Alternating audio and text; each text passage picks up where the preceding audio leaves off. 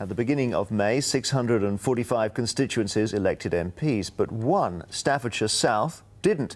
This was because the Liberal Democrat candidate in that seat, who wasn't expected to do very well, it has to be said, very sadly died after nominations had closed. It is the first time that's happened since 1951, but the law says that the whole election in that seat has to be delayed and rerun in these circumstances. Now, this has led to a slightly surreal conclusion to the 2005 election, one which our own Max Cotton has been witness to.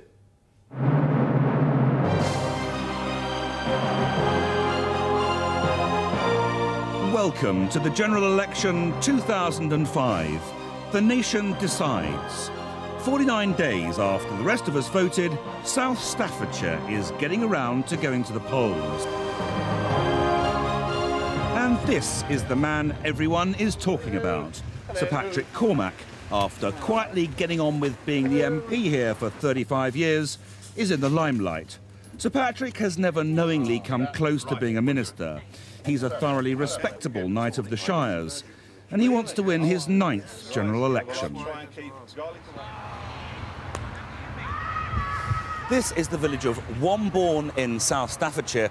The whole constituency looks quite like this, large villages that hug around the edge of the West Midlands conurbation. Now, it should feel quite like a by-election here, but it doesn't, because there's a sitting MP, and this isn't a place that's in the grip of election fever. It's not very like the general election, because that's won and over. The result here, how do I put this delicately? It doesn't feel much like a cliffhanger. Literature. Throughout the campaign, Sir Patrick has been pretty much on his own. It has to be a personal campaign. I can't say Michael Howard's going to make a marvellous Prime Minister. I'm sure he would have done, but there's no chance of that. I can't say that another is going to make a marvellous Prime Minister, because we don't know who another is going to be. And so this has to be on my record, on my performance, both as a parliamentarian at Westminster, with some experience, and also as somebody who has served this community over a very long time. Visits to this constituency by big-name politicians have been almost non-existent. This one with David Blunkett was probably staged because we were filming here.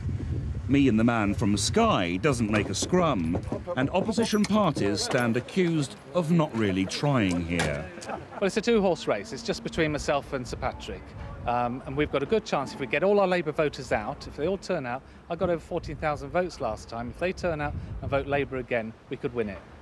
Why has your campaign been so low-key if this seat really matters to you? Well, we've been working really hard. We've been doing door knocking, we've been out on the streets. We actually know where our Labour vote is from all the hard work we did since 1997. In 2001, we reduced the majority even further, and that was against the trend.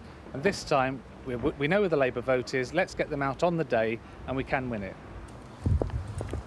Let's just go up the stairs. A handful of party workers have been running this campaign for Labour. They were second here in 2001. Afternoon, sir. I'm canvassing on behalf of the Labour Party. My name's Juice. And in this most peculiar election, they're being challenged. One of the wild cards that might threaten them is the UK Independence Party. Thanks a lot. Bye-bye. It's not about electing a government here. It's about the referendum. It's about Europe. This is what we're finding throughout the county.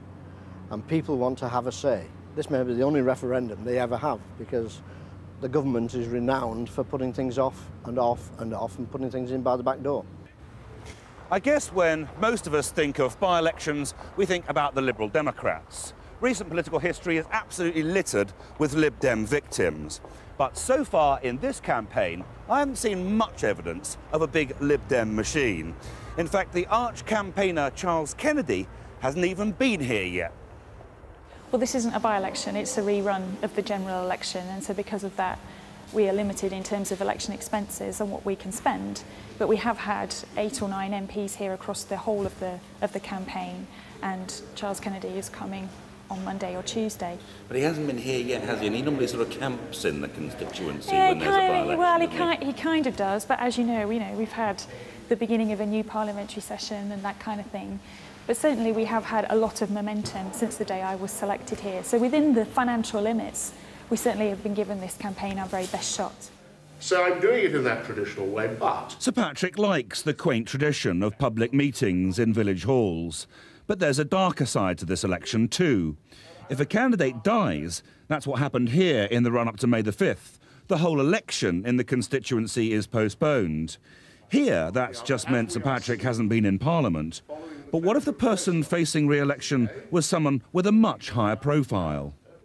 The law needs looking at because, as it stands at the moment, if one of the candidates who stood against the Prime Minister, one of the Mavericks, had died, the Prime Minister would not have been able to address the House of Commons, and the Queen's speech wouldn't be there now. May not even be Prime Minister because the Labour Party has to have a leader as an MP. If the Speaker had been affected this way, couldn't have been elected Speaker. There are constitutional implications here.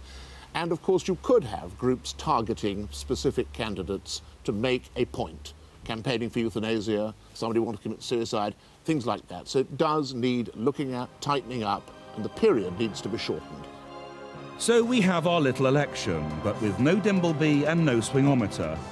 This is just for a bit of fun. But the idea that Mr. Blair might still be out of Parliament because of a dead candidate in his constituency, well, that has sharpened a few minds.